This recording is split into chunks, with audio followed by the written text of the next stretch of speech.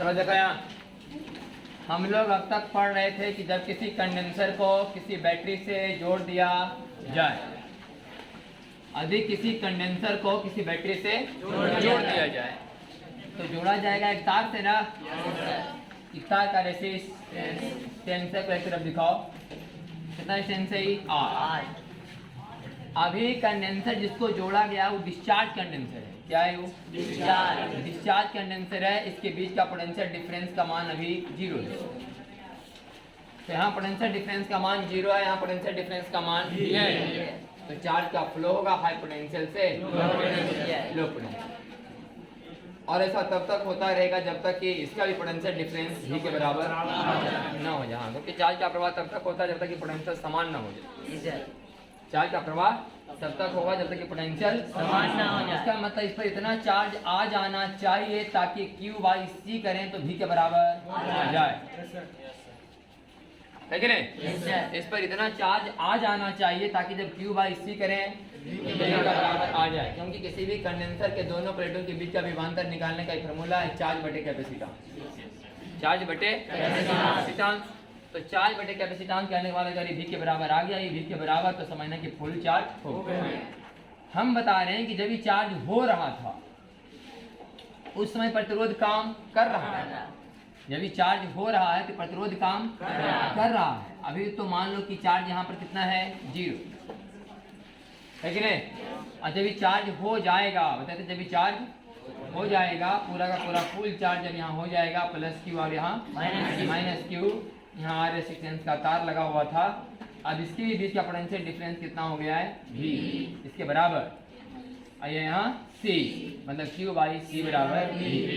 ये full charge, ये क्या है? फुल चार्ज है। अभी क्या है? एकदम 0। चार्ज बराबर कितना है यहाँ? 0। तो इस समय एकदम ये जो है प्रतिरोध काम कर रहा है, ऐसा नहीं कि नहीं। जब ये तार में चार्ज जाता होगा, फ्लो होता होगा, तो चार्ज के बहने से तार गर्म होता होगा। हाँ, लेकिन हम बताए थे कि जब ये पूरा का पूरा चार्ज हो जाएगा तो फिर तार से करंट जाना बंद। अब चार्ज का फ्लो नहीं होगा। अब चार्ज का जब फ्लो नहीं होगा तो तार को वोल्टेज खाएगा नहीं, इसलिए इसको हटाओ, कोई दिक्कत नहीं है। और इसी डायग्राम को हम लोग डायरेक्ट अब ऐसे दिखा देते थे। यहाँ V है, यहाँ C है, यहाँ पर चार्ज हो गया Q और Q बराबर C। जिसे लगता था कि इसमें कहीं रेजिस्टेंस का कोई काम नहीं है, लेकिन रेजिस्टेंस का काम है, लेकिन वो चार्जिंग के दौरान था। चार्ज होने के बाद कोई काम नहीं है, इसलिए अभी तक R का पढ़ाई नहीं। लेकिन R वास्तव में तो है ना। फिर T बराबर 0 पर का सिचुएशन है। T बराबर 0, और सिचुएशन किस समय का है? T बराबर नाइट, एक लंबा समय तक जोड़ करके छोड़ दिए कंडेंसर को जब तक ये फुल चार्ज होने जाए। T बराबर अनंत का है, T बराबर 0। इसके बीच का हम लोग पढ़े, है कि नहीं? चार्ज होने से लेकर चार्ज होने तक क्या क्या हो रहा है? देखिए यहाँ लिखा हुआ है कि एक R ओम के तार से एक कंडेंसर को जिसका कैपेसिटेंस C है, एक V वोल्ट के बैटरी से जोड़ा गया। यहाँ पर स्विच दिया गया है, V वोल्ट का बैटरी है, C कैपेसिटेंस है, R प्रतिरोध है। T बराबर 0 पर लिखा लेना। T बराबर 0 पर अभी चार्ज यहाँ कितना बताया गया है? 0। T बराबर 0 पर चार्ज बराबर 0, चार्ज बराबर 0। जैसे T बराबर 0 पर यहाँ कनेक्शन चालू करेंगे, यहाँ से करंट जाना शुरू हो जाएगा, चार्ज बहना शुरू हो जाएगा। और इस चीज का सिचुएशन है, और इस किसका है? लास्ट का। हम किसी खास समय बीच के बारे में बात करेंगे, एट टाइम T। T बराबर 0 का घटना है और T बराबर अनंत।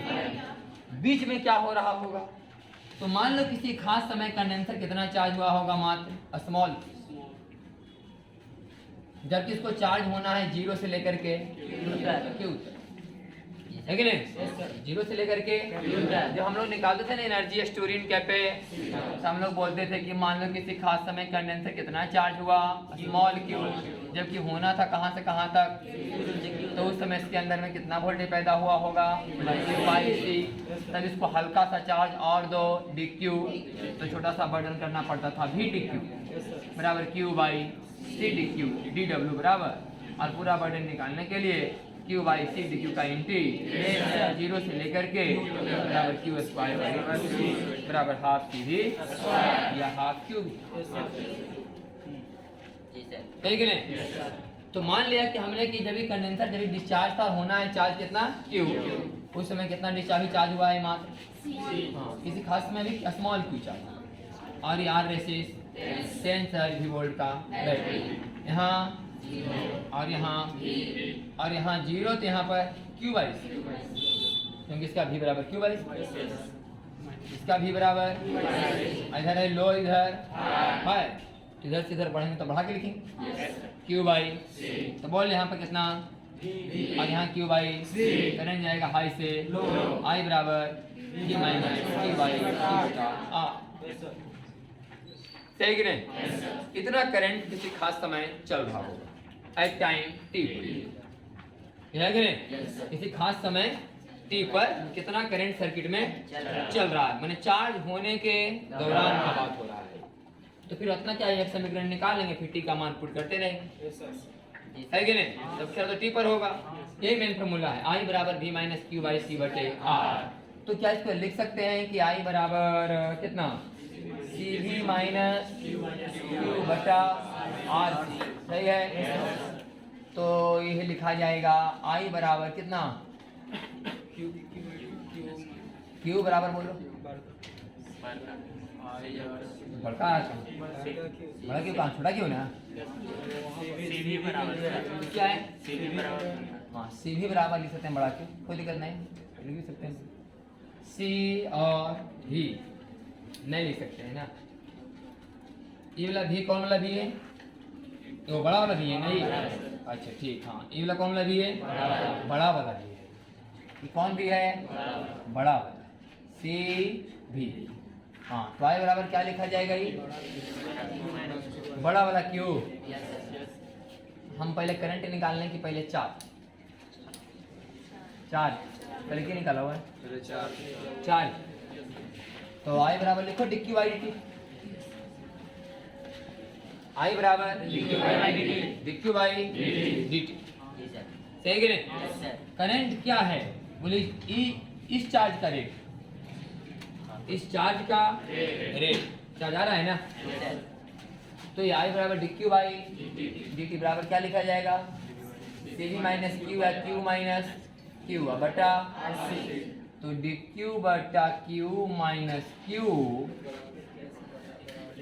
बराबर कितना डी टी बटा और दोनों तरफ इंटीग्रेशन,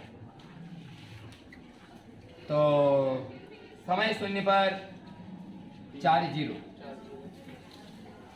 नहीं और समय t पर चार्ज ये क्यू का मान तो जानना कि t समय के बाद कंडेंसर कितना चार्ज हुआ होगा, तो 1 बटा क्यू माइनस क्यू का इंटीग्रेशन लॉग क्यू माइनस बटा माइनस 1 बटा माइनस इंटीग्रेशन के रूप में माइनस 1 और ये 0 से लेकर कहाँ तक क्यू तक बराबर 1 बटा आर सी और टी का इंटीग्रेशन मतलब टी बाई आर सी बराबर minus T by R C, सही है?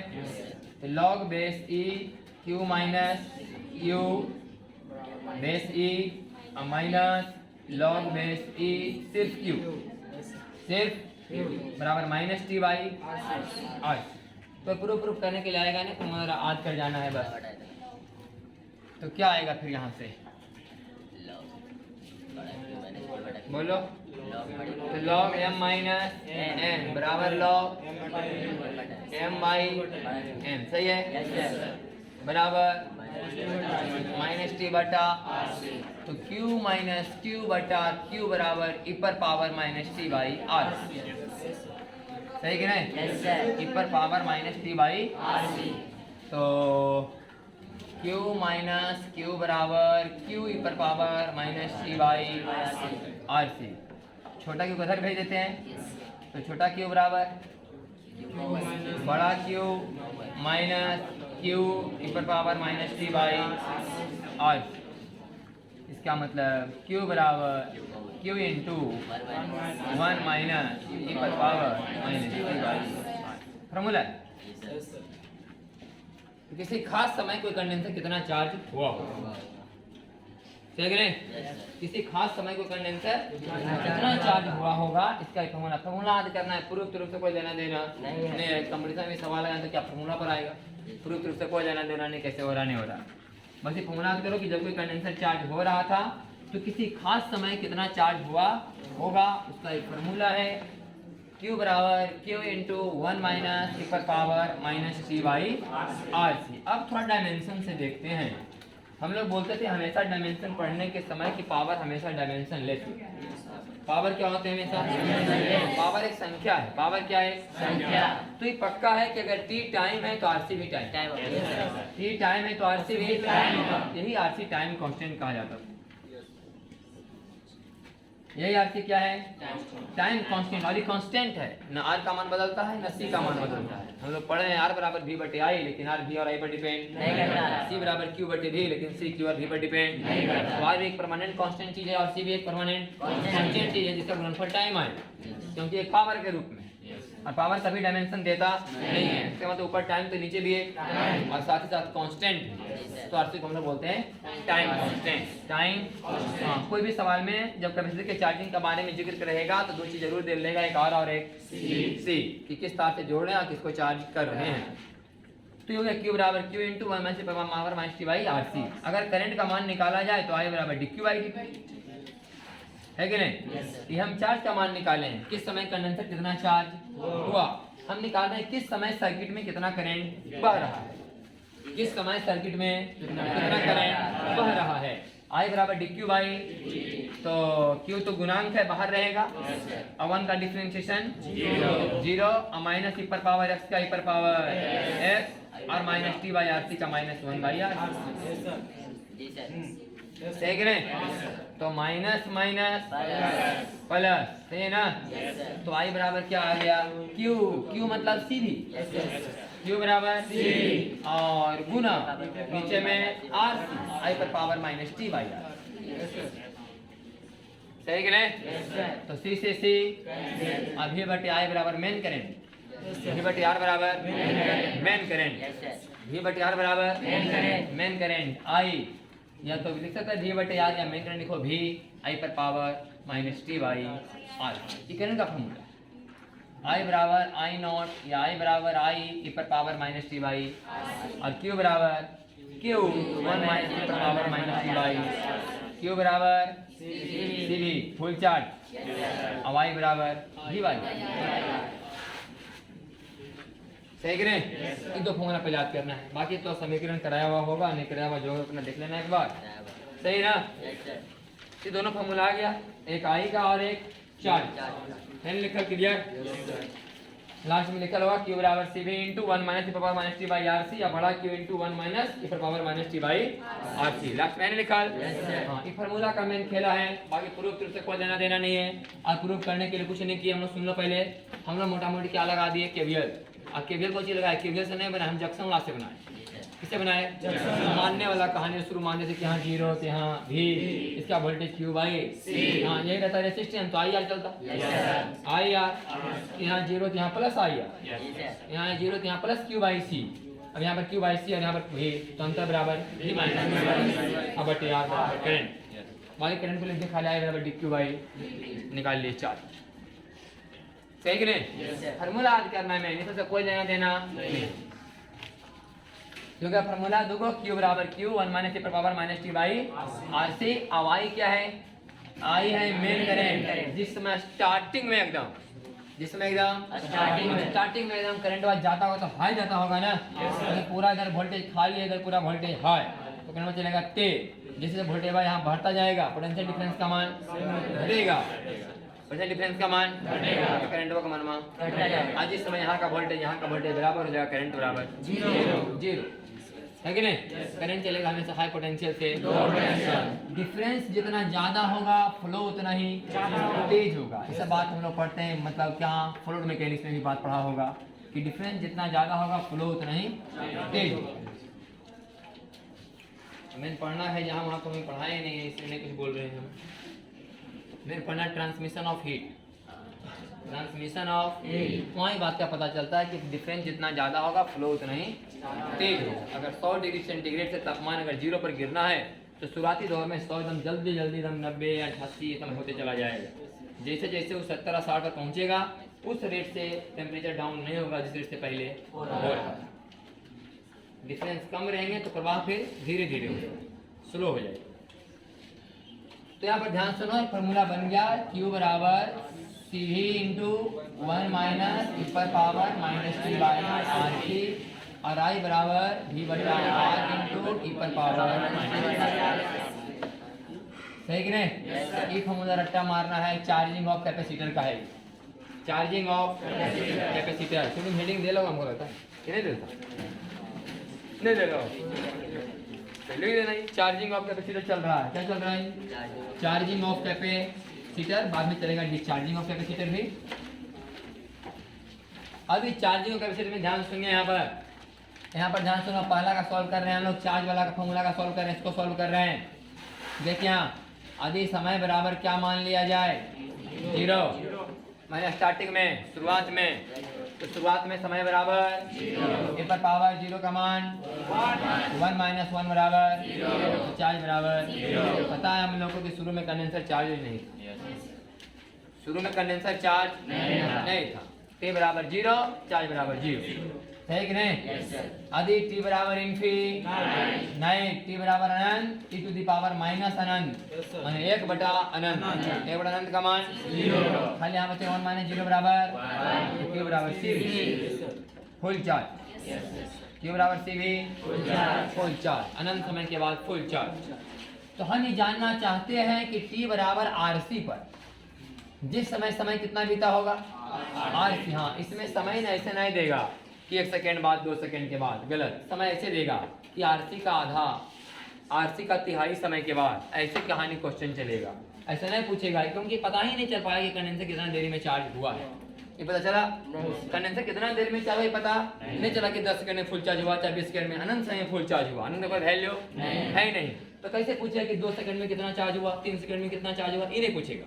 पूछेगा सवाल कि R गुने C करके जितना आता है वही तक टाइम है, उस टाइम का आधा समय में कितना चार्ज हुआ, उस टाइम के तिहाई समय में कितना चार्ज, ऐसे पूछेगा। अभी हम निकाल रहे हैं कितना समय का RC टाइम है कि नहीं?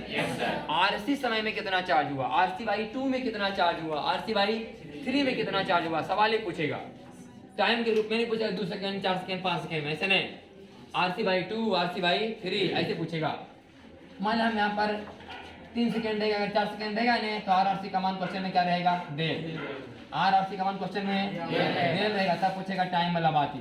अगरों में बहुत मैंने झमेला है। R का मान तो मान लिया 2 ओम 4 ओम रहेगा, 80 का मान सारा माइक्रो फैराड, माइक्रो सोच लेंगे R गुने C का मान कितना होगा, एकदम 0.0000 सेकंड आएगा। बस में है कि नहीं? ऐसा आ जाएगा। तो उसी के रेंज में टाइम होना चाहिए। समझ लो कितना देर में कंडेंसर चार्ज होता होगा। बस में है कि नहीं? कंडेंसर चार्ज होने को ज्यादा समय लेता होता, यहाँ से पता चल रहा है। अभी देखो हम RC निकालने जा रहे हैं RC पर, तो RC बटा RC बराबर e to the power minus e to the power minus 1 बराबर 1 बटा E। 1 बटा E का मान बोलो, E का मान बोलो। 1 बटा E बराबर 0.37, 1 बटा E बराबर 0.3। इस याद करके रखना, रेडियोएक्टिविटी सिस्टम में काम देगा। 1 बटा E बराबर होता है 0.37 का मान होता है 2.7 देगा तो आएगा 0.37 मान के रखना, काम आएगा रेडियोएक्टिविटी में। तो आएगा 0.63, 0.63 माने 63% तो चार्ज हो चुका है। एक टाइम कांस्टेंट में कितना परसेंट? 63% चार्ज हो जाता है एक टाइम कांस्टेंट में। बाकी बचता कितना? मात्र 37%। तो मोटा मोटी चार्ज हो गया है। जब पढ़ेंगे रेडियोएक्टिविटी तो वहाँ यही पढ़ाया जाएगा कि एक एवरेज लाइफ के बाद कोई एक्टिव सब्सटेंस अपनी मात्रा का कितना बचा रहता है, मात्र 37%।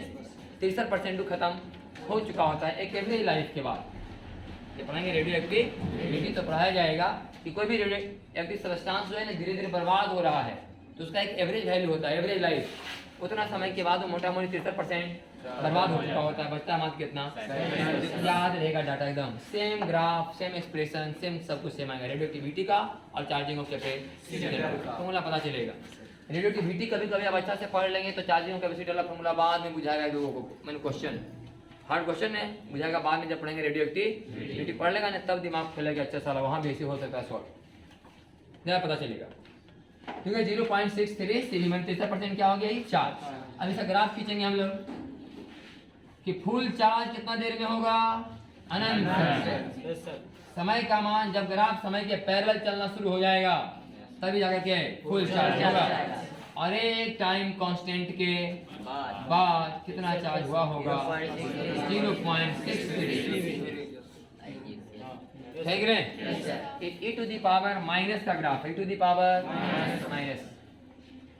ठीक है मैंने फुल चार्ज कब हो जाएगा जाओ, ऐसे ना। हाँ माइनस वाला ग्राफ है, प्लस वाला ग्राफ रहेगा तो ऐसे होगा ग्राफ। यह है रेडियोएक्टिविटी, वहाँ पढ़ाया जाएगा n बराबर n naught e to the power lambda degree कुछ ऐसा। तो यहाँ पर ऐसे ग्राफ चलेगा, समझ नहीं। वहाँ पर शुरू में ज़्यादा रहेगा और बाद में धीरे धीरे जीरो।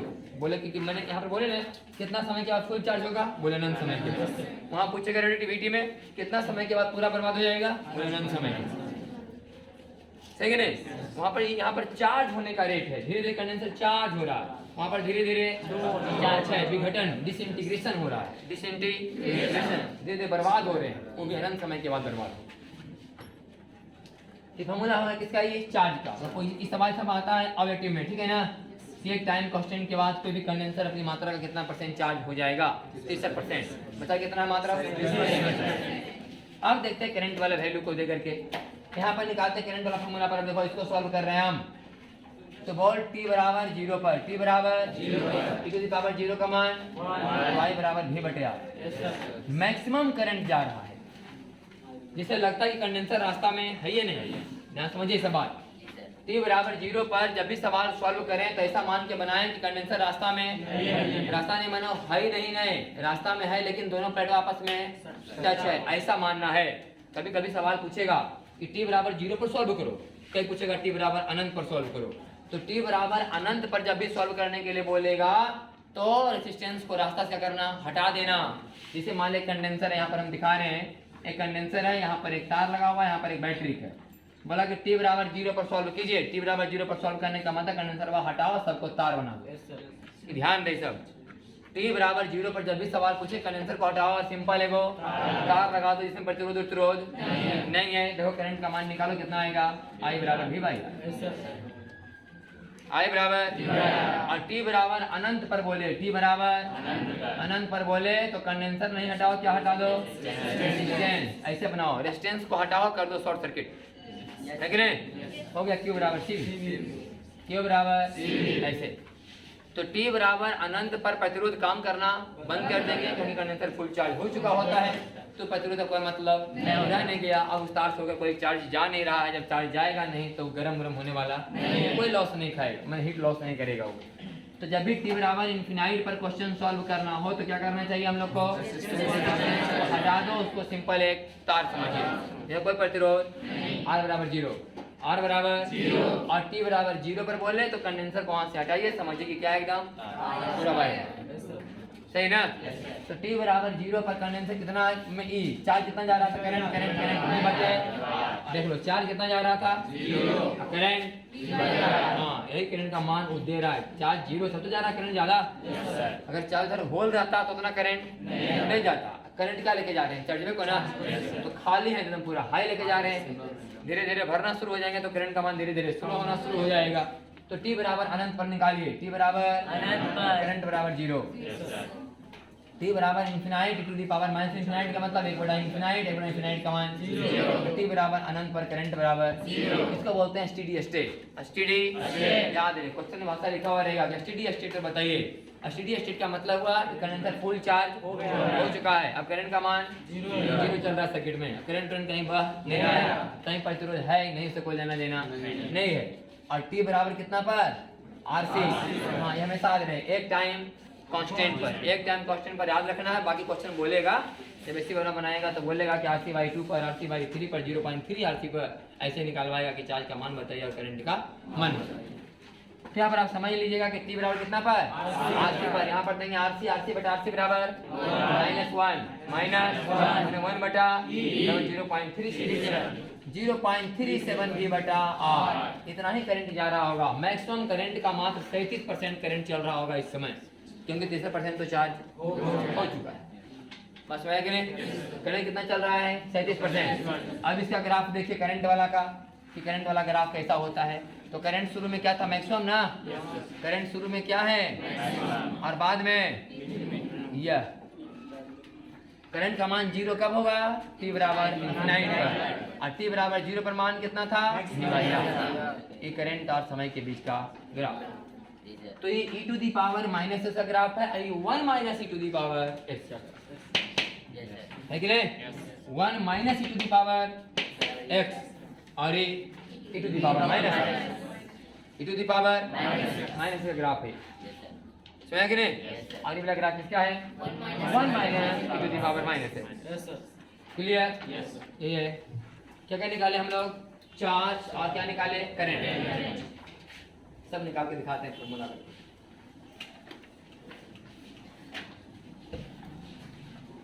मिटा रहे हैं, खाली फॉर्मूला लिखेंगे।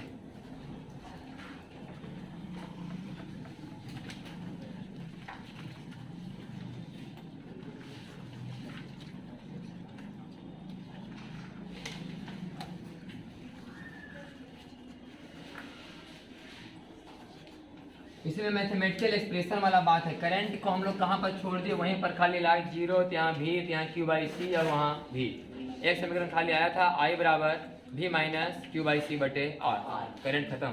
बाकी उसके बाद प्योर सोल्वर इंटीग्रेशन।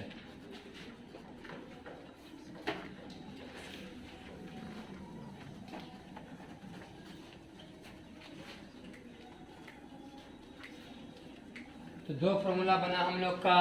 एक चार्ज q बराबर q इंटू 1 माइनस ऊपर पावर -2/RC, t बराबर 0 पर चार्ज बराबर 0, t बराबर RC पर चार्ज बराबर 0.63 q है ना, और t बराबर इनफिनाइट पर q बराबर q। सही है? q का मान आ गया। बोलो I बराबर I into 1 e to the power -t/RC। तो t बराबर 0 पर I बराबर v/r और कितना और t बराबर RC पर I बराबर 0.37 v/r और कितना t बराबर इनफी करंट बराबर 0 है कि नहीं? आप निकाल सकते हैं कि किसी खास समय कितना कंडेंसर में एनर्जी जमा हुआ होगा। किसी खास समय कितना कंडेंसर में एनर्जी जमा हुआ होगा, ये निकाल लो। इसको भी बाद में होगा, चाहे तो बाद में करेंगे। हाँ बाद में, ठीक, बाद में निकलवाते हैं। पहले देख लो यहाँ पर ग्राफ रखोगे ना 49 पेज तक। अब देखो यहाँ पर लिखा है टाइम टाइम बराबर 0, चार्ज बराबर 0, I बराबर v बटे r है लिखल। कैपेसिटर को हटाकर सिंपल वायर लगा दें, है लिखल। जब कभी t बराबर 0 पर सॉल्व करने के लिए बोले कंडेंसर को हटाइए और वहाँ पर एक सिंपल वायर लगा दें, जिसे नीचे बनाया गया फिगर, है कि नहीं? और नीचे लिखा है t बराबर इनफी, इसे बोलते हैं स्टेडी स्टेट। कैपेसिटर को हटा दें और ओपन सर्किट कर दें। कैपेसिटर को हटा दें और क्या कर दें? Open circuit. समझ आ रहा है कि नहीं? ओपन सर्किट मतलब खुला। देखो यहाँ कह रहा है कि कंडेंसर है, यहाँ पर प्रतिरोध R है, यहाँ पर कैपेसिटर C है, और पूछे आपसे कि t बराबर 0 पर, t बराबर तो कैपेसिटर का कीजिए हटा दीजिए, सिंपल तार लगा दीजिए, हो गया यह, है कि नहीं? इस रास्ता में करंट चलते रहेगा। I बराबर v बटे r, सही कि नहीं? और t बराबर इनफिनाइट पर बोले तो कंडेंसर को हटा दीजिए, ओपन सर्किट कर दीजिए। यहाँ रेजिस्टेंस आ रहा है, यहाँ है ना, तो यहाँ 0 और यहाँ क्योंकि करंट खाने वाला, इसका मतलब कंडेंसर के दोनों प्लेट के बीच कितना अंतर है? है ना? इसका मतलब चार्ज हुआ होगा C, है कि नहीं? इसका मतलब कितना चार्ज हुआ होगा? C भी, क्योंकि कंडेंसर वहाँ जोड़ा हुआ है जहाँ के दोनों प्लेटों के बीच का अंतर V है। दोनों पॉइंट के अंदर कितना है? V। वहाँ पर जोड़ा हुआ है कंडेंसर, तो चार्ज कितना होगा मैक्सिमम सी, वही टी बराबर इन्फिनिटी पर फुल चार्ज हो जाएगी। सही ना? करंट निकालना तब का बात हो रहा है, चार्ज निकालने का बात नहीं हो रहा है। करंट निकालने का बात हो रहा है यहाँ पर। यहाँ कंडेंसर का चार्ज नहीं पूछेगा, पूछेगा रास्ता में कितना करंट जा रहा है फुल चार्ज होने के। तो फुल चार्ज हो गया तो कहानी खत्म कर दे रहा, हम करंट जीते, हम करंट जीवे नहीं करेगा। करंट का सवाल है, चार्ज का सवाल नहीं है। करंट पूछा जा रहा है किस सर्किट में, किस तार में कितना करंट जा रहा है, उस तार में कितना करंट जा रहा है, और कि चार्ज में मैंने तार में क्या पूछेगा, चार्ज करंट। कंडेंसर मैंने चार्ज पूछेगा कि कंडेंसर कितना चार्ज हुआ, तो वो पूछेगा। तो खाली देखना है कि दोनों प्लेटों के बीच कितना वोल्ट का अंतर चल रहा है, वोल्टेज का अंतर गुने से। जिस भी कंडेंसर के ऊपर चार्ज पूछे वहां से कंडेंसर वाला को गायब कर दो और सोचो कि सवाल करंट का है और पता करने का प्रयास करो कि दोनों के बीच कितना वोल्ट का अंतर है। जितना वोल्ट का अंतर आए उसमें से गुना कर दो, चार्ज निकल जाए Q बराबर। सही है नहीं? हाँ, कंडेंसर लगा रहेगा तो हालत खराब है। कंडेंसर को वहाँ क्या करना है, लगा लेना है। बस यही सवाल को सॉल्व करना है कि वो दोनों पॉइंटों के बीच में कितना वोल्ट का अंतर है। अंतर निकल जाएगा, फिर C से गुना करेंगे, आ जाएगा चार्ज बराबर C। तो कंडेंसर किसी खास समय कितना चार्ज हुआ और किसी खास समय उसमें कितना करंट जा रहा है, इसका ये फार्मूला है at time t। At time t। अब पलटो तो दोनों फॉर्मूला फिर लिखा हुआ है ना, Q बराबर CV 1 माइनस टी पर पावर माइनस टी बाई और I बराबर V बटे R टी पर power minus T by RC। अब क्या निकाला हुआ है, वोल्टेज। वोल्टेज ना किसका, बैटरी तार का। तार ने कितना वोल्ट खाया उसने, किसने, तार लगा हुआ है ना। जब हम चार्ज कर रहे हैं कंडेंसर को तो तार लगा है कि नहीं, आर ओम का है ना लगा हुआ, यहाँ है ना बैटरी भी वोल्ट का, यहाँ करंट चल रहा है ना आई, यहाँ चार्ज हो चुका है ना Q, ये तो चल रहा है सब कुछ एट टाइम t पर। एट टाइम करंट कितना चल रहा है, चार्ज कितना हुआ है, आप बताओ कितना वोल्ट खाया उस समय, आई यार कितना वोल्ट खा रहा है, ये कितना वोल्ट खा रहा है,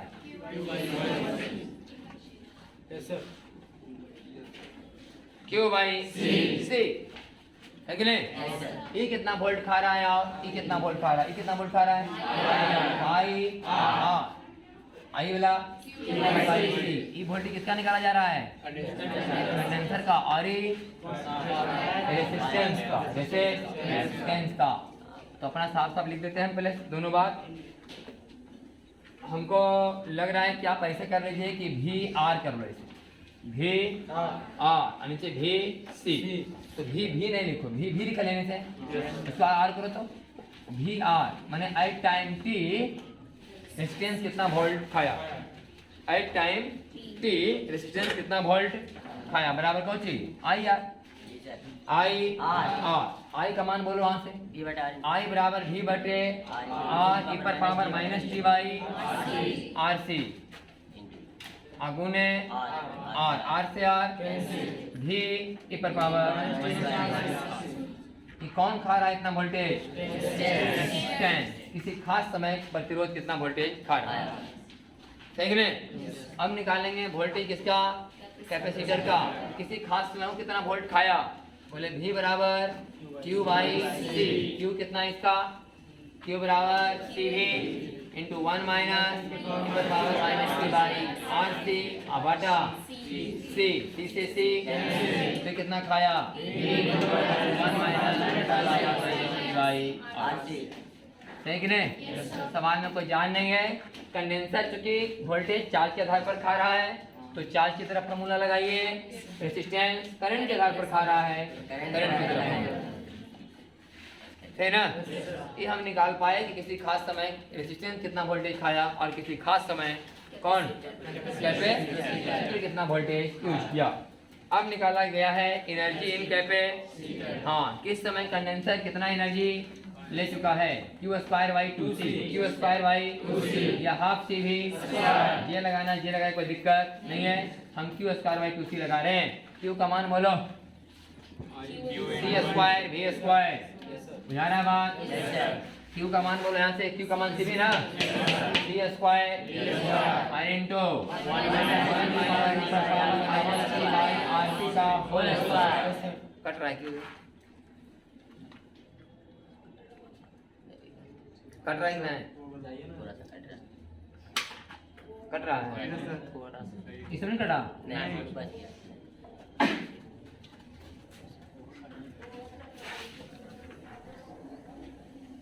एनर्जी इन कैपे हाँ यू लिखल है पोटेंशियल एनर्जी भी ने लिखल है यो बराबर क्यू स्क्वायर बाई 2c तो Q square by 2c Q का मान यहाँ से रख लेते हैं हम लोग क्यू बराबर C V square 1 minus Q पर power minus C Y R C का बटा सी से सी बराबर half C V square into 1 minus Q पर power minus C Y R C का सही ना? ये हो गया किसका हम लोग का फॉर्मूला किसी खास समय t पर कंडेंसर कितना एनर्जी लिया सही है हम निकालो यहाँ पावर क्या निकाला गया है पावर कौन सी का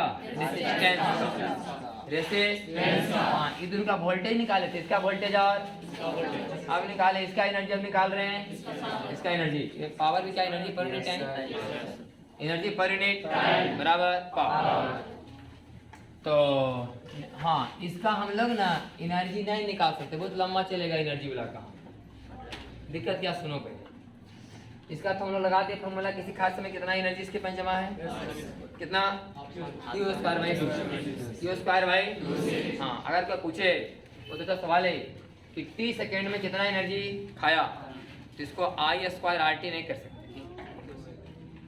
इसको कर सकते हैं क्यू स्क्वायर बाई 2 क्योंकि एनर्जी का फॉर्मूला है क्यू स्क्वायर बाई 2c कि अभी कितना एनर्जी इसके पास है कितना इसके पास है जितना चार्ज हो गया है वो वाला स्क्वायर बाई 2c एनर्जी का फॉर्मूला है ना कोई कंडेंसर में कितना एनर्जी जमा है जितना कंडेंसर चार्ज है उसका स्क्वायर बाई 2c कोई रेजिस्टेंस कितना एनर्जी खाएगा आई स्क्वायर आर टी लेकिन साला तो करंट का मान समय के साथ साथ चेंज हो यहाँ इंटीग्रेशन करना पड़ेगा अगर कोई पूछ दे कि t समय में कितना एनर्जी खाया तो ये वाला आई का स्क्वायर अब बगल में एगो आर और dt का इंटीग्रेशन 0 से लेके t तक समझ में गए इसलिए हम यहाँ पर पावर निकाल के बता रहे हैं क्या बता रहे हैं पावर कि आई स्क्वायर आर dt का इंटीग्रेशन करके नहीं आई स्क्वायर आर का मान बताओ अभी क्या पावर है इसका तभी करंट वाला पावर ने बताएगा ही समझ में कि नहीं दोनों अंदर भी आ रहा है कि नहीं पावर समझ लो पहले पावर बराबर वर्क बाई टाइम तो P बराबर dw बाई dt तो dw बराबर pdt का इंटीग्रेशन एवरेज वर्क एनर्जी बराबर pdt का इंटीग्रेशन P बराबर आई स्क्वायर आर यही तो बता रहे थे कि हीट निकालने का फॉर्मूला है आई स्क्वायर आर dt का integration I square R dt का इंटीग्रेशन क्योंकि करंट समय के साथ साथ बदल रहा है यहाँ भी तुम बोल सकता है कि मतलब एनर्जी समय के साथ साथ बदल रहा है चार्ज लेकिन फॉर्मूला में टाइम का रोल है कहीं लेकिन उसमें है आई स्क्वायर आर टी करना पड़ेगा यहाँ करंट समय के साथ साथ तो क्वांटिटी गुना करेंगे इसमें भी अगर कोई फॉर्मूला में टाइम का अगर कोई बात होता तो direct Q square by 2c नहीं होता इंटीग्रेशन यहाँ भी करना पड़ता है लेकिन इस खेला में कहीं टाइम का रोल ही नहीं है कंडेंसर की एनर्जी में कहीं टाइम का रोल है नहीं formula Q square by 2c half C V time से कोई देना देना नहीं लेकिन तार कितना एनर्जी खाया उसको समय से लेना देना है क्योंकि तार वाला बात ये है कि फुल चार्ज हो गया भाई खत्म हो गया वो तो जब तक करंट चलते तब तक वो गर्म होते रहेगा है कि नहीं तो कंडेंसर वाला बात नहीं है कभी तार फुल एनर्जी नहीं ले पाता है तो बोले फुल एनर्जी क्या है कोई नहीं बताया फुल एनर्जी क्या है जब तक अपना गल के गिर ना जाए तब तक एनर्जी लेते ही रहे है कि नहीं कंडेंसर के पास एक फिक्स अमाउंट एनर्जी लेने का क्यू स्क्वायर बाई 2c तो एनर्जी लेगा कहानी खत्म अब चार्ज नहीं लेने वाला है पर तुरंत क्या है भाई तो जब तक जोड़ के रखो तब तक एनर्जी जाएगा गर्म होते ही जाएगा है कि नहीं इसलिए हम लोग यहाँ पर क्या निकालने जा रहे हैं पावर पावर बराबर आई स्क्वायर आर तो आई स्क्वायर आर इसका स्क्वायर करेंगे है कि नहीं पावर किसका रेजिस्टेंस का बराबर आई स्क्वायर मैंने आई स्क्वायर मतलब वी स्क्वायर बाई आर ये आई कमान हो गए आई पर power minus 2t by R minus 2t by अब आई नहीं आई स्क्वायर आर से आर बराबर वी स्क्वायर बाई ए पर पावर माइनस हाँ मैंने फुल पावर का e to the power minus 2t by R full power का e to the power minus 2t by full energy का 1 minus e पर power minus t by RC का whole square. ये याद करना है डाटा। देखो क्या याद करना है हम लोग को कि चार्ज पूछे तो फुल चार्ज में या बुझा। Yes sir. हमसे पूछे करंट, बोले फुल करंट का ये याद करो। अभी याद करने का मोल ये तो आगे होबे करेगा सब में। कोई पूछे कि एनर्जी, एनर्जी लिखो, मेन एनर्जी पहले फुल एनर्जी ये याद करो खाली 1 माइनस e पर पावर माइनस रेजिस्टेंस का पावर पूछे तो मेन पावर का पहले तो साल होबे करेगा। खाली याद करो e to the power minus 2t by ये कितना वोल्टेज खाया, कौन बोला कंडेंसर, तो मेन वोल्टेज लिखो, यहाँ मेन वोल्टेज लिखो, यहाँ पर याद करो 1 माइनस e पर पावर माइनस t बाई ठीक है मेन हुए। सब में वही बात आया होगा। फुल चार्ज निकालना है तो फुल चार्ज वो नहीं है। ये फैक्टर याद करना है हम लोग को कि किस फैक्टर के मल्टीपल में ही चल रहा है। फिर निकाला गया क्या से हम लोग का पावर लिखा चार्जिंग होने के दौरान कितने हीट प्रोड्यूस हुआ, ये तो सबको पता है, हाफ सी वी हाँ है कि नहीं। चार्जिंग होने के दौरान कितना heat produce, half C V. चाहे की बात को प्रूव करके दिखा भी सकते हैं। नहीं कैसे करके दिखा रहे हैं अपने मन से हम। आई स्क्वायर हीट का फॉर्मूला क्या है भाई, आई स्क्वायर आर डी टी का इंटी 0 से फुल चार्ज होने तक। फुल चार्ज होने तक कितना हीट पैदा हुआ, सही कि नहीं। फुल चार्ज होने तक कितना हीट पैदा, हीट का फॉर्मूला है I square R T. I square तो लिख दिया I square R D T का इंटी। आई का मान बोलो वी स्क्वायर बटा e to the power minus 2t by R C, सही है, अगुने आई इंटू साइन टी 0 से इंफी आर से आर बराबर वी स्क्वायर बटा आर, सही है। I to the power minus 2t by R C बटा माइनस 2 बाई आर इंटीग्रेशन हुआ कि नहीं। कहाँ से कहाँ तक, 0 से इंफी आर सी कहाँ चला जाएगा, तो वी स्क्वायर बटा अगुने आर सी बाई 2 आएगो माइनस, अब बाकी बचा e to the power minus 2t by यहाँ पर पावर इंफी इंफिनाइट देंगे तो e टू पावर इंफिनाइट का मान 0, अगर देंगे 0 तो 1 बराबर half C V square. R से आर कटेगा माइनस माइनस बराबर हाफ सी ठीक है नहीं। तो जब हम पूरे चार्जिंग होने के दौरान का हीट आपको निकाल के दिखाए, आपसे पूछे कि एक टाइम कांस्टेंट में कितना हीट पैदा हो, इंडिकेशन आरसी तक समझ गए नहीं। एक टाइम कांस्टेंट के दौरान कितना हीट पैदा होगा, इंडिकेशन कहाँ तक आपने निकाला था फुल चार्ज होने के दौरान का, तो इनकी समझ में गए। इसे निकाल सकते हैं हम लोग, बहुत याद निकाल सकते हैं कि button by battery, button by हाँ भी गुने क्यू, भी गुने क्योंकि कंडेंसर भी कितना चार्ज हुआ है क्यू। 30 समय में कंडेंसर कितना चार्ज हुआ, इसका मतलब बैटरी ने अपने एक तरफ से दूसरा तरफ चार्ज कितना भेजा। अब बटन बाई बैटरी बराबर वोल्टेज गुने चार्ज ट्रांसफर, वोल्टेज गुने चार्ज ट्रांसफर, सही कि नहीं। निकाल सकते हैं जो इच्छा जो अपना निकालना हो तो क्वेश्चन देगा तो पता चलेगा। लिखा हुआ है कि चार्जिंग होने के दौरान कितने हीट प्रोड्यूस हुआ, half C V, it is not depends upon R नहीं। चलो फुल चार्ज होने तक कंडेंसर में ही मैंने तार कितना हीट खाया, इसको आज से कोई लेना देना नहीं है। मैंने तुम किसी कंडेंसर को बल्कि 5 ओम के तार से चार्ज करो चाहे 20 ओम के तार से चार्ज करो, एनर्जी खाएगा हाफ सी। करंट वानियर नहीं कि ज्यादा करंट है तो ज्यादा एनर्जी खा जाएगा और कम करंट है तो कम। मैंने पहले बात करंट में क्या है, करंट का फॉर्मूला है कि जब कोई तार में करंट चलता है कितना उसमें खाता है आई स्क्वायर आर टी। और हम बोलते थे करंट का मान दुगना होगा, हिट का मान 4 गुना नहीं, करंट का मान दुगना तो हिट का मान 4 गुना। रेसिस्टेंस का मान क्या कर दो ज्यादा तो ज्यादा ही मतलब उसमें खाना शुरू कर देगा। लेकिन यहाँ पर लिखा हुआ है कि कंडेंसर की एनर्जी बर्बाद ही मैंने तार जो एनर्जी खाया है उसको आज से कोई देना देना नहीं। मतलब इस बात से कहीं कोई मतलब नहीं कि अपने कंडेंसर को 2 ओम के तार से चार्ज किया था कि 10 ओम के तार से। कंडेंसर को हर हाल में half C V square energy चाहिए। कैसे तार से आप चार्ज कीजिए है कि नहीं? तब तक ऊंचाई लेता रहेगा तब तक एनर्जी का हाफ CV स्क्वायर ना हो जाए। और बैटरी कितना एनर्जी देगा? CV square. हर हाल में लॉस होना है CV स्क्वायर बाई 2। सही कि नहीं?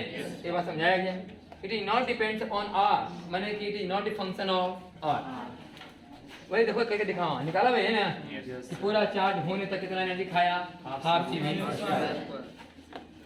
ठीक है ना? यही मेन कहानी था। अब सब सवाल है थोड़ा बहुत इसका कुछ भी निकाल सकते हैं। तो कि बर्डन बाई बैटरी बोले कितना होगा? बर्डन बाई बैटरी क्या निकालेंगे? QV। Q का फॉर्मूला पता था ना भी?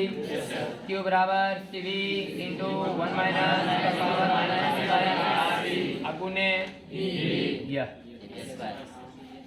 Burden by battery CV square 1 minus e to the power minus t पूरे बर्डन का इतना गुना। सही है नहीं? निकाल सकते हैं बर्डन बाई बैटरी निकलाई। हो गया बर्डन बाई बैटरी। कंडेंसर कितना एनर्जी लिया? हाफ CV स्क्वायर 1 माइनस की पावर RT का। हाँ आप चाहें तो इसमें से क्या कर सकते हैं? इसमें से घटा देंगे तो निकल जाएगा कितना हीट पैदा हुआ। कितना देरी में? 30 सेकंड। या 30 सेकंड में कितना हीट पैदा? क्या लिखा है यहाँ? e to the power minus 2t by minus 1। सही है ना? और ये माइनस कहाँ चला जाएगा? अंदर हो जाएगा 1 minus e to the power minus 2t by RC है ना? बराबर हाफ CV स्क्वायर इंटू 1 माइनस e पर पावर माइनस 2t बाई। ठीक है नहीं? तो इतना ई जो है एनर्जी कौन दिया? बैटरी। बैटरी कितना एनर्जी दिया? इतना एनर्जी कौन खाया? इतना एनर्जी कौन खाया? तार। तार खाया ना? इतना एनर्जी कौन खाया? तार खाया इतना एनर्जी। और कौन? कंडेंसर खाया उतना एनर्जी। बैटरी दिया। ये टाइम T समय बीतने तक इतना काम हुआ। 30 समय बीतने तक बैटरी इतना एनर्जी दे चुका होगा, कंडेंसर इतना एनर्जी ले चुका होगा और इतना एनर्जी हीट में खत्म हो चुका होगा। बाकी तुम खाली इतनी याद रखो, एक फॉर्मूला Q वाला है, फॉर्मूला I वाला। बाकी करने के इसी को फॉर्मूला करने का फायदा इतनी याद करो दाम 1 माइनस e पर power minus t by RC अब I बराबर V बटे R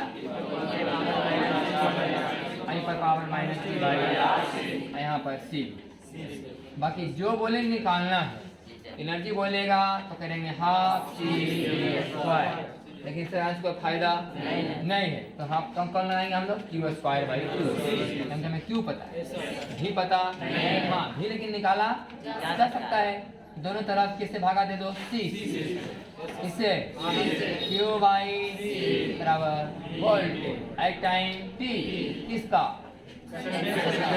चार्ज किसका है? ऐसी यहाँ चला जाएगा तो क्या निकलेगा? वोल्टेज। किसका? खास समय कंडेंसर कितना चार्ज हुआ? बोले V इंटू 1 माइनस। सही कि नहीं? ये I किसका है? तार। तो I नार से गुना कर क्या निकल जाएगा? वोल्ट। किसका? तार। किसी खास समय तार में कितना वोल्टेज खपत हुआ? बोले V into the power minus. निकाली दे तो निकाली गुना कर लेना। करंट में गुना करने से वोल्टेज निकल जाएगा। अचानक मैं भगा देंगे C से तो वोल्टेज निकल जाएगा। उसमें है कि नहीं? वोल्टेज भी निकल जाएगा दोनों का, कंडेंसर का भी और तार का। फिर एनर्जी मैंने बोले कंडेंसर का तो Q square by 2C। Q का मान पता है ये, इसका स्क्वायर बाई 2C। कौन सी अगर स्क्वायर करो जी पर बटा 2C। C से C खत्म करो और उसका हीट नहीं, आप इसका हीट निकाल सकते हैं डायरेक्ट नहीं, पावर निकलेगा इसका डायरेक्ट। हीट निकालने के लिए इंटीग्रेशन करना पड़ेगा। हीट जब भी निकालना तो फॉर्मूला लगाना I स्क्वायर R इंटीग्रेशन। जितना देर तक निकालने का रहे, पावर निकालना रहेगा direct I square R power, लेकिन हीट निकालना है तो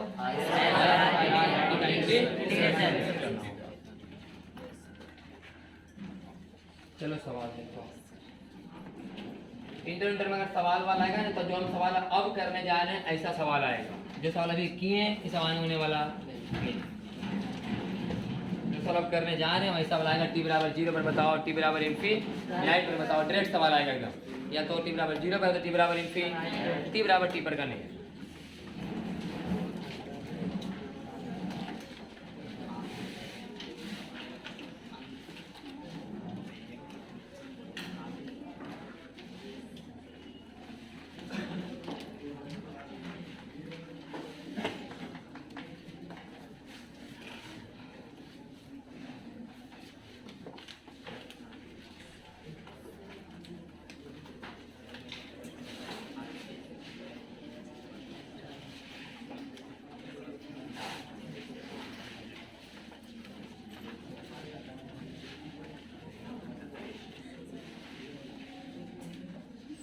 लिखा find I1 I2 I3 T बराबर 0 पर, टी बराबर 0 पर क्या होता है, टी बराबर 0 पर क्या होता है,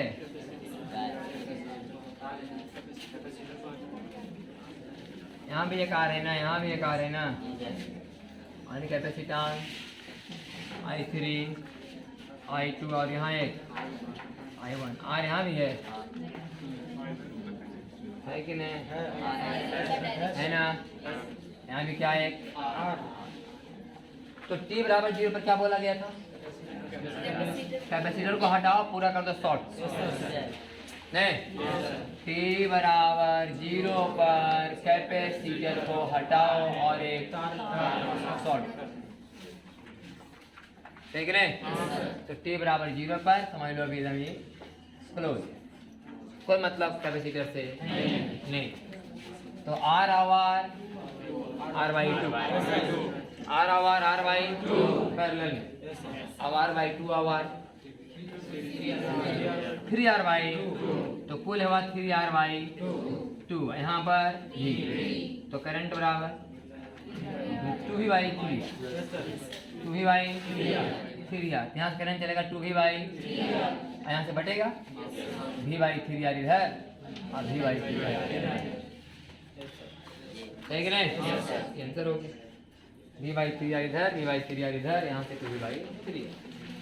अब निकालना है सवाल का आंसर टी बराबर इनफिनाइट, हाँ समझ लो पहले, टी बराबर इनफिनाइट पर कंडेंसर को क्या करना है, हटाना है से, उसके बदले कुछ लगाना नहीं है, नहीं, टी बराबर 0 पर है, कंडेंसर को हटाइए उसके बदले में एक तार लगा दीजिए, शॉर्ट कर दीजिए उसको, और टी बराबर इनफिनाइट का मतलब कंडेंसर को, और क्या छोड़ देना है, ओपन, तो कहानी खत्म हो गया यहाँ तो, इसका मतलब फिर करंट आर और आर के थ्रू जाएगा, R R to R R R में करंट ट्रेंड जाने वाला, क्योंकि उस रास्ता में कंडेंसर लगा हुआ है, कंडेंसर जब चार्ज हो गया होगा करंट जाना बंद, है कि नहीं, इस रास्ता में कंडेंसर लगा हुआ है ना, कंडेंसर बाद चार्ज हो गया होगा, फिर करंट खींचना, इसमें करंट ट्रेंड नहीं जाएगा, अब खाली करंट इसमें जाएगा R are V by 2R दोनों में, I1 V by 2R, I2 V by 2, I3 बराबर 0, सही ना, ये लिखो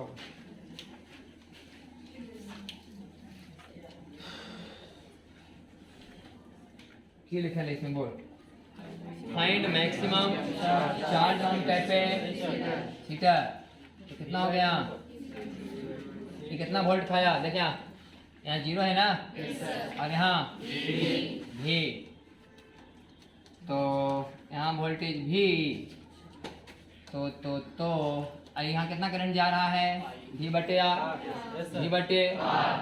तो कितना वोल्टेज खाएगा ये, V बाई 2, V बाई 2 ही खाएगा, है ना, भी बोले, यहाँ कितना वोल्टेज है, करंट कितना जा रहा है, V by R, V by 2R, V by कितना वोल्टेज खाया, देख, वोल्टेज बराबर I R, वोल्टेज बराबर, हाँ इसका वोल्टेज बराबर, इसका वोल्टेज बराबर, बोल I R से R, V बाई 2 ही खाया, अब V बाई 2, हाँ यह V बाई 2 वोल्ट खा रहा है, ये V बाई 2 वोल्ट खा रहा है, अभी वोल्ट, यहाँ 0 तो यहाँ V बाई 2, या तो ऐसे बोलो कि यहाँ V बाई 2 खाया, यहाँ बचा V बाई 2, तो ये वाला V बाई 2, तो ये वाला V बाई 2, अगला 0 तो ये वाला V, यहाँ पर कंडेंसर कितना पर चल रहा है, इसे चार्ज होगा C बाई,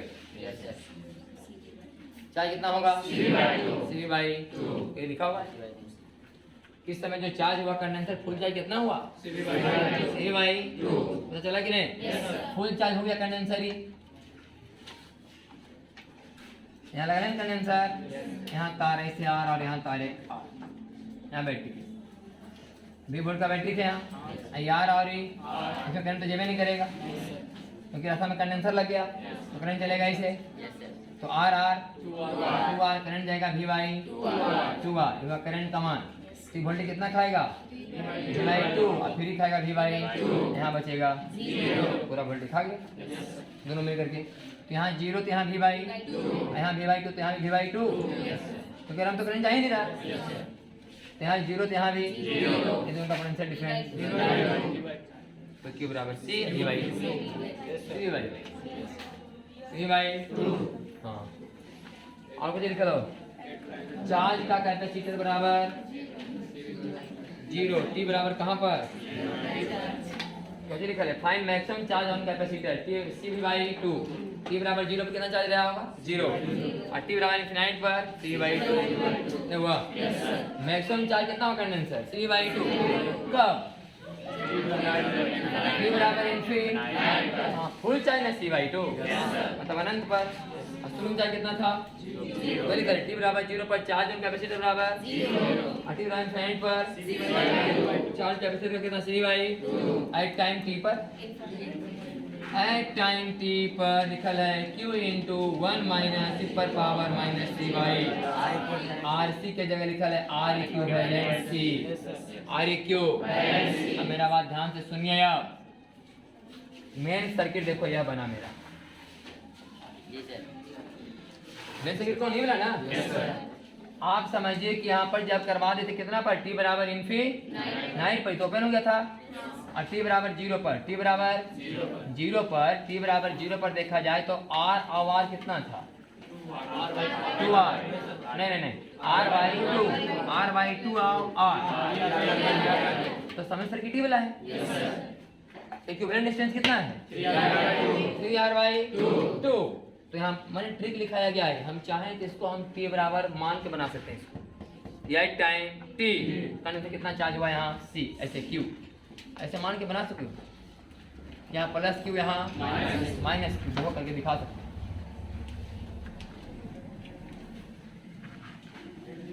यहाँ 0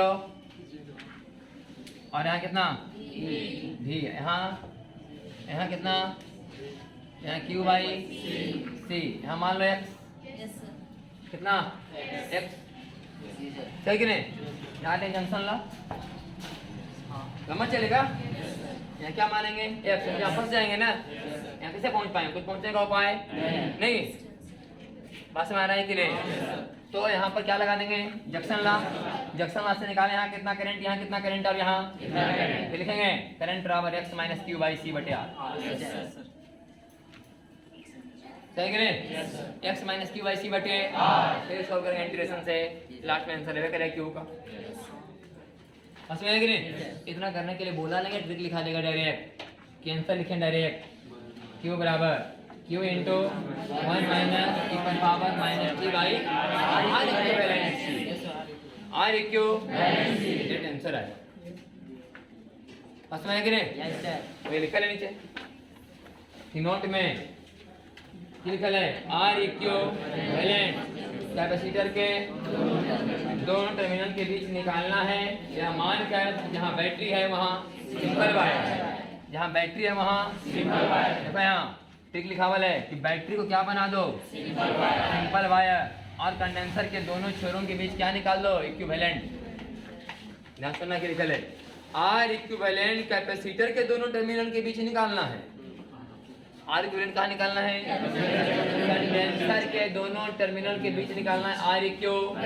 यह मान करके कि बैटरी के क्या कर दो शॉर्ट, इसे जो R इक्विवेलेंट का मान आएगा डायरेक्ट वहां पर मान रखेगा, आंसर आ जाएगा एकदम सही ना।